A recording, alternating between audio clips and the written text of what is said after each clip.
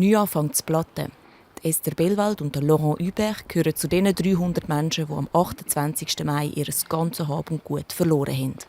Im Moment wohnen sie in einer möblierten Ferienwohnung im Nachbarsdorf Weiler. Mittlerweile hat sich die Familie mit dem neuen Zuhause angefreundet.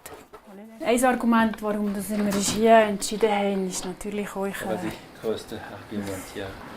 Ist die Aussicht auf das Beachhorn. Und was war wichtig, wir sehen nicht so viel die Katastrophe. Schaut man jetzt anders auf das Beachhorn? Ja, man schaut schon anders, aber ich schaue auch nicht mit Groll. Nicht.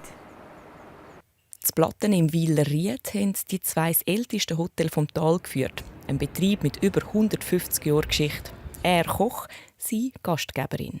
Nach dem Bergsturz sind sie quasi gezwungen, Ferien zu machen. Ich hatte schon am dritten Tag nach dem Ereignis einen Impuls. Wir haben ja diese Sommerferien, wir haben ja zusammen Ferien. Also eine Once-a-Lifetime-Chance, dass wir im Sommer so Ferien haben, ja, haben wir wahrscheinlich nicht mehr, wenn wir wieder im Tourismus arbeiten. Dann packen wir jetzt das. Und das hat sehr gut getan. Das Heimkommen war aber sehr schwierig. Das war so wie ein zweiter Schock. Es ist nicht unser Haus, es ist unser Dorf. So das zu realisieren, dass du nicht daheim bist, ja, das war dann gerade ein ganz schwieriger Moment. Gell? Und es war so kalt hier. Das war wirklich nicht schön. Gerade. Ihre Situation bleibt schwierig. Sie vermissen nicht nur ihr Zuhause, sondern auch die Arbeit. Angebot, ein anderes Hotel außerhalb des Lötschental zu übernehmen, haben sie ausgeschlossen.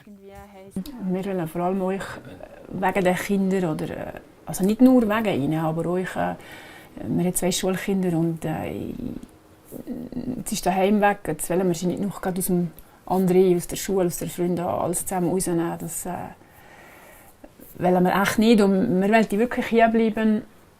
Und darum haben wir auch gesagt, wir engagieren hier jetzt mal zuerst.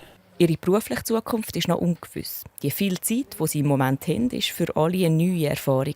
Ja, wir müssen schon als Familie neu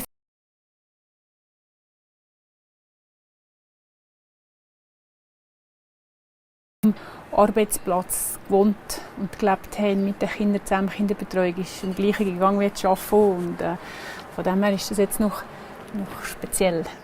Das Leben neu organisieren, das müssen auch viele andere Plattnerinnen und Plattner.